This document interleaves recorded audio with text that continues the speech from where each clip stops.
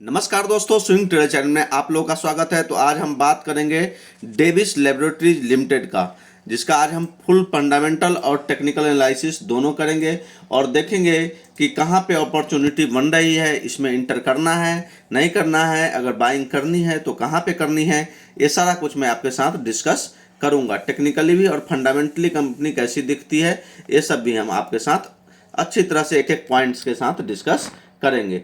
तो चलिए दोस्तों, अब हम कहाँ पे इसमें बाइंग किए थे वो बताएंगे, तो आप पता नहीं फेथ कर पाएंगे कि नहीं, लेकिन वीडियो ऑलरेडी है, शॉर्ट वीडियो भी बना हुआ होगा और वीडियो ऑलरेडी यूट्यूब पे है। आप जाके देखेंगे तो आपको पता चल जाएगा कि मैंने कहाँ पे इसके बाइंग के लिए बोला था और मैंने भी ट्रेड लिया था। अभी डेविस लेबोरेटरी मेरे पास नहीं है, मैं इससे एग्जिट हो गया था। देखता हूँ और फिर से अगर इसमें थोड़ा करेक्शन आता है तो फिर बाइंग करूँगा। तो चलिए दोस्तों, अब एनालिसिस करते हैं। तो देखते हैं, तो इसकी जो लिस्टिंग हुई थी लगभग 2004, 2003, 2004 में हुई थी और वहाँ से आप देखेंगे तो कंटिन्यूसली स्टॉक चल रहा था और इस मोमेंटम पे आके यहाँ पे देखेंगे एक करेक्शन देखने को मिली थी 2017 में और उसके बाद 3 साल लगातार ये स्टॉक चलता रहा। तो आप देखेंगे कि इसमें बहुत ज़्यादा कहीं पे भी फॉल नहीं हुई। कोरोना के टाइम में भी अगर आप देखेंगे तो इसमें कहीं कुछ आपको दिखने को नहीं मिलेगा बहुत बड़ा फॉल। डेविस लेबोरेटरीज में बहुत छोटा सा फॉल आया था, ये वाली कैंडल होगी ये फॉल की, तो पता ही नहीं चला कि डेविस लेबोरेटरी में कहीं पे फॉल भी आया था। अब क्या हुआ, जब लोग यहाँ पे बुलिश हुए इस पॉइंट पे, तो यहाँ से करेक्शन शुरू हुआ और 50% का रिट्रेसमेंट हुआ है।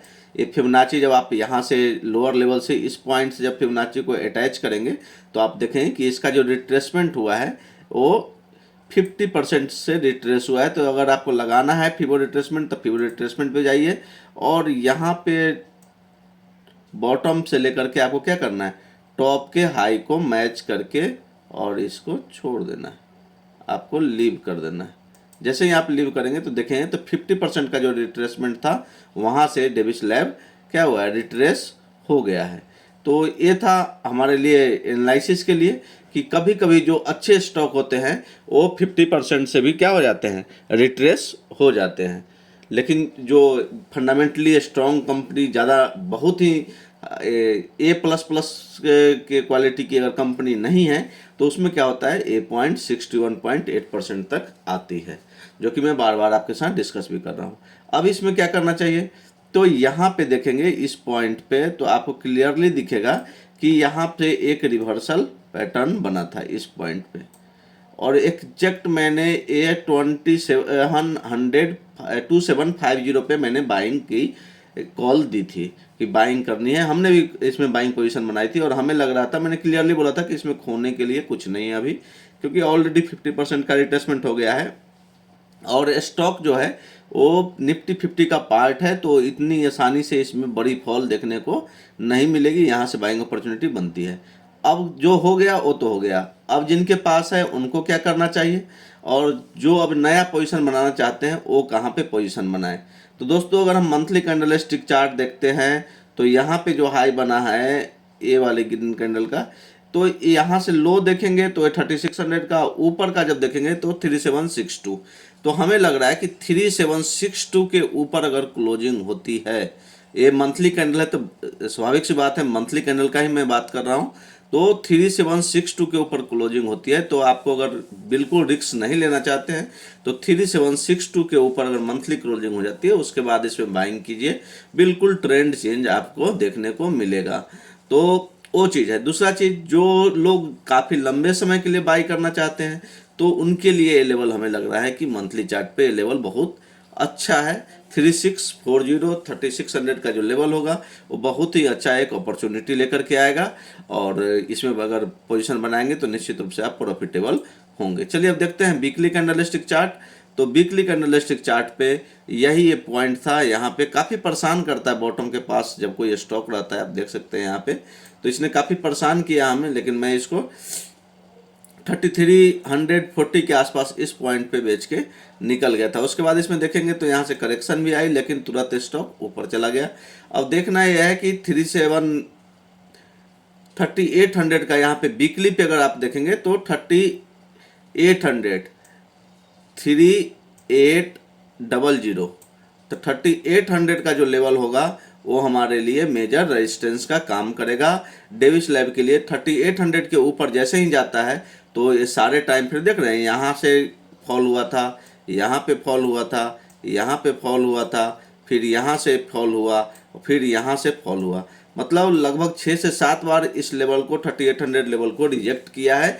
और हम जाकर के ऑप्शन चेन भी देखेंगे तो क्लियरली हमें दिख जाएगा कि कहाँ पे ओपन इंटरेस्ट कॉल साइड में सबसे ज़्यादा बिल्डअप है।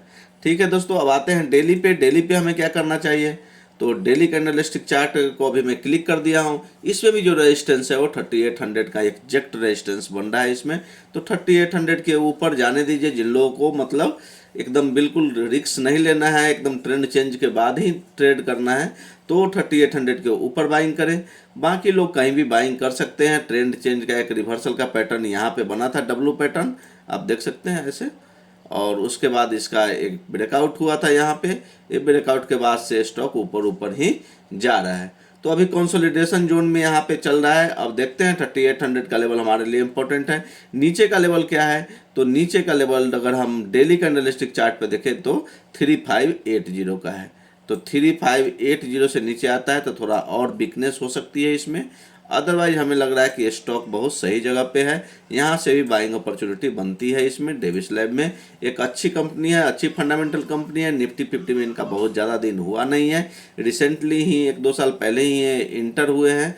तो काफ़ी अच्छा हमें लग रहा है कि अगर इतने कम टाइम में अच्छा अभी आई है कंपनी तो ये परफॉर्म करना चाहिए। जैसे कि JSW स्टील वगैरह भी अच्छा परफॉर्म किया है, ब्रिटानिया ने अच्छा परफॉर्म किया है। निफ्टी 50 में जो भी इंटर करता है 1-8 साल हो सकता है कि अंडर परफॉर्म करे, लेकिन उसके बाद इसमें परफॉर्मेंस काफ़ी अच्छा आ जाता है। तो चलिए दोस्तों, अब हम फंडामेंटल चार्ट ओपन करते हैं। तब तक वीडियो को लाइक कर दीजिए, चैनल को सब्सक्राइब कर दीजिए, अपने फ्रेंड के साथ जरूर शेयर कीजिए, जिनसे कि उनको अच्छे अच्छे स्टॉक सही वैल्यूएशन पे मिल पाए। तो दोस्तों, ये डी सीरीज का हमने शुरुआत किया है। डी सीरीज का पहला स्टॉक है डेविस लैब। CABC हमारा फिनिश हो गया है।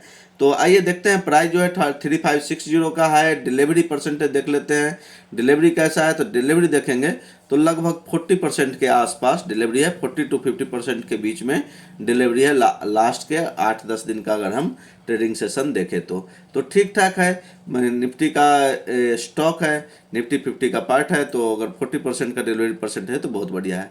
अब देखिए टेक्निकल पे आते हैं तो 10 ईयर्स में इसने 606% का रिटर्न दिया है, 5 ईयर्स में 178% का, 2 ईयर्स में नेगेटिव 32% का रिटर्न दिया है। 1 ईयर में, जो कि आप देख रहे थे कि डाउन ट्रेंड में गया था स्टॉक, 1 ईयर में 2% का, और 6 मंथ में 14.53% का। ये 6 मंथ कहाँ से कैलकुलेट था, जहाँ से हम लोगों ने बाइंग पोजीशन बनाई थी 2750 के आसपास से।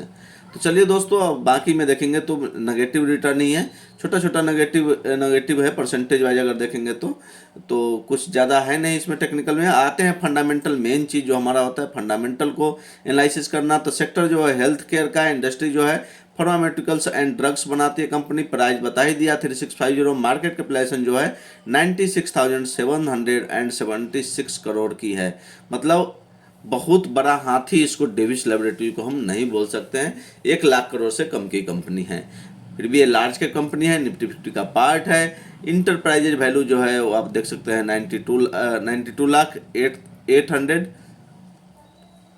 92,893 करोड़ की है।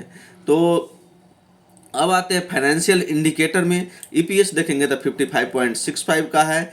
अर्निंग पर शेयर जो होता है, price to earning ratio P ratio 65.59 है, और इंडस्ट्री की पी जो है 37.94 है। तो इंडस्ट्री के पी से कंपेयर करेंगे तो स्टॉक महंगा है। और दोस्तों, अगर आपको एक फंडामेंटली अगर स्ट्रॉन्ग कंपनी लेनी है, निफ्टी 50 की कंपनी लेनी है, तो अगर उसको आप इंडस्ट्री के पी से कंपेयर करेंगे तो स्टॉक आपको महंगा दिखेगा ही, और हमेशा इसका पी ज़्यादा आपको मिलेगा। तो एक चीज़ तो एक आपको लगी रहेगी अगर आप निफ्टी 50 के किसी भी स्टॉक में आप इन्वेस्ट करते हैं तो। बुक वैल्यू 494 का है, प्राइस टू बुक वैल्यू 7.38 है, बहुत महंगा है। अगर आप और स्टॉक से कंपेयर करेंगे तो डेविस लैबोरेटरी आपको महंगा स्टॉक जरूर है, लेकिन ट्रेंड चेंज का एक रिवर्सल है, तो उस हिसाब से आप देख सकते हैं। स्टॉप लॉस रखिए और फिर लंबे समय के लिए भी आप बने रह सकते हैं। चलिए डिविडेंड यील्ड देखते हैं तो 0.82 है, कुछ ज़्यादा डिविडेंड देती नहीं है कंपनी, क्योंकि अभी अपना एक्सपेंड कर रही है business. Number of share subscribe जो है 26 करोड़ 55 लाख है, फेस वैल्यू 2 रुपये का है। फाइनेंशियल देख लेते हैं, फाइनेंशियल इनका कंटिन्यूसली देखेंगे तो लगातार बढ़ते जा रहा है और 2023 में 14,856 करोड़ की हो गई है। चलिए शेयर होल्डिंग पैटर्न, जो कि मेरा मेन इंडिकेटर होता है, प्रमोटर की होल्डिंग कांस्टेंट है एक तरह से देखें तो 51.93, पब्लिक की होल्डिंग 48.07 अभी है, जो कि बिल्कुल एक साल में कोई ज़्यादा इसमें चेंज देखने को नहीं मिल रही है। एफआईआई की होल्डिंग देखेंगे, एफआईआई और एफपीआई की होल्डिंग दोनों मिला करके 14.60 है। अगर सितंबर 2022 से कंपेयर करें तो 1% के आसपास की होल्डिंग कम की है एफआईआई ने। डीआईआई की होल्डिंग देखेंगे तो डीआईआई ने लगभग 1% की होल्डिंग बढ़ा दी है, तो ये दोनों मिला करके बिल्कुल नेग्लिजिबल हो गया है, मतलब नो, कहीं से कोई ज़्यादा इसमें दिक्कत हमें नहीं दिख रहा है। प्रमोटर की होल्डिंग, एफआईआई की होल्डिंग और डीआईआई की होल्डिंग, ये तीनों होल्डिंग कांस्टेंट है। और नॉन इंस्टीट्यूशन की होल्डिंग देखे हैं तो थोड़ा सा कम हुआ है, एक अच्छा साइन है। स्टॉक को अगर परफॉर्म करना है तो नॉन इंस्टीट्यूशन की होल्डिंग कम होनी चाहिए। म्यूचुअल फंड की होल्डिंग देख लेते हैं तो एसबीआई इक्विटी हाइब्रिड फंड में सबसे ज़्यादा पैसा इसमें इन्वेस्ट किया है। एसबीआई फोकस्ड इक्विटी फंड ने भी इन्वेस्ट किया है, एसबीआई ब्लू चिप में भी है। तो एसबीआई का लगभग सारे, एसबीआई मल्टी कैप भी है, तो एसबीआई का एसबीआई मंगलम भी है। तो एसबीआई का देखेंगे तो मैक्सिमम एसबीआई वाले ने, इस म्यूचुअल फंड ने इसमें इन्वेस्ट किया है। चलिए आते हैं ऑप्शन चेन पे, जो हमें रेजिस्टेंस और सपोर्ट दिखाएगा। तो कॉल साइड में देखेंगे तो 3700 पे एक कॉल राइटिंग हमें अच्छी खासी देखने को मिल रही है और 3800 पे मैसिव कॉल राइटिंग देखने को मिल रही है। तो हमें लग रहा है कि 3800 जो होगा वो मेजर रेजिस्टेंस का काम करेगा, जो कि हमें डेली और वीकली कैंडलस्टिक चार्ट पे भी क्लियरली दिख रहा था कि 3800 का जो लेवल है वो मेजर रेजिस्टेंस का काम कर रहा है। 6 से 7 बार स्टॉक वहां से रिट्रेस हो गया है। सपोर्ट कहाँ पे है तो सपोर्ट देखेंगे तो मैसिव पुट राइटिंग जो है 3500 पे है। तो 3500 जो होगा वो हमारे लिए एक सपोर्ट का काम करेगा, जो कि हम बोल ही रहे थे आपको चार्ट पे भी कि 3500 3550 के आसपास अगर स्टॉक मिले तो काफ़ी अच्छा वैल्यू बाइंग इसमें हो सकती है। तो चलिए दोस्तों, ये डेविस लैबोरेटरी का वीडियो निफ्टी 50 का स्टॉक आप लोग के साथ शेयर किए हैं। इस वीडियो को लाइक कीजिए, चैनल को सब्सक्राइब कीजिए, अपने फ्रेंड के साथ शेयर कीजिए। Thank you.